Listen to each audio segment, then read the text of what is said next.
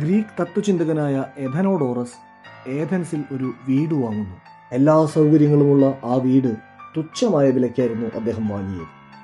അതിൻ്റെ കാരണമന്വേഷിച്ച് അദ്ദേഹം ആ വീട്ടിൽ പ്രേതബാധയുണ്ടെന്നും രാത്രികാലങ്ങളിൽ ചങ്ങലയുടെ ശബ്ദം കേൾക്കാറുണ്ടെന്നും അറിയുന്നു. പക്ഷേ പ്രേതങ്ങളിലൊന്നും വിശ്വാസമില്ലാത്ത അദ്ദേഹം ആ വീട്ടിൽ താമസിക്കാൻ തന്നെ തീരുമാനിക്കുന്നു. ആ രാത്രി തൻ്റെ പുസ്തകം എഴുതിക്കൊണ്ടിരിക്കെ ചങ്ങല കിലുങ്ങുന്ന ശബ്ദം കേട്ട അദ്ദേഹം അതിലേക്ക് കൂടുതൽ ശ്രദ്ധിച്ചു. ചങ്ങലയുടെ ശബ്ദം ക്രമേണ തൻ്റെ മുറിക്കടുത്തേക്ക് വരുന്നത് അദ്ദേഹം അറിഞ്ഞെങ്കിലും അദ്ദേഹം ഭയപ്പെട്ടില്ല. അഥനോഡോറസ് തൻ്റെ മുറിക്ക് മുന്നിൽ ചങ്ങലയിൽ ബന്ധിച്ച ഒരു വൃദ്ധൻ്റെ രൂപം കണ്ടു. ആ രൂപം അഥനോഡോറസിനോട് പുറത്തു വരാൻ ആംഗ്യം കാണിച്ചു. അദ്ദേഹം ധൈര്യത്തോടെ ആ പ്രേതത്തെ പിന്തുടർന്നു. പ്രേതം വീടിന് മുറ്റത്തുള്ള ഒരിടത്തെത്തിയപ്പോൾ അപ്രത്യക്ഷനായി.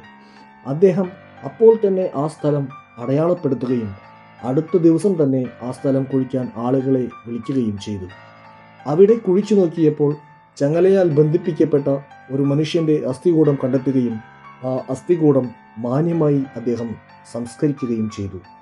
അതിനുശേഷം ആ വീട്ടിൽ ചങ്ങലയുടെ യാതൊരു ശബ്ദവും കേട്ടിട്ടില്ല എന്ന് പ്ലീനി തൻ്റെ കത്തിൽ രേഖപ്പെടുത്തിയിരിക്കുന്നു. പുരാതന റോമൻ ചരിത്രകാരനായ പ്ലീനി ദ യങ്ങർ എഴുതിയ ഒരു കത്തിലുള്ള AD 1-ാം നൂറ്റാണ്ടിൽ നടന്നു എന്ന് പറയപ്പെടുന്ന ഈ സംഭവം ചരിത്രത്തിൽ രേഖപ്പെടുത്തിയ ഏറ്റവും പഴക്കമേറിയ പ്രേതാനുഭവങ്ങളിൽ ഒന്നാണ്.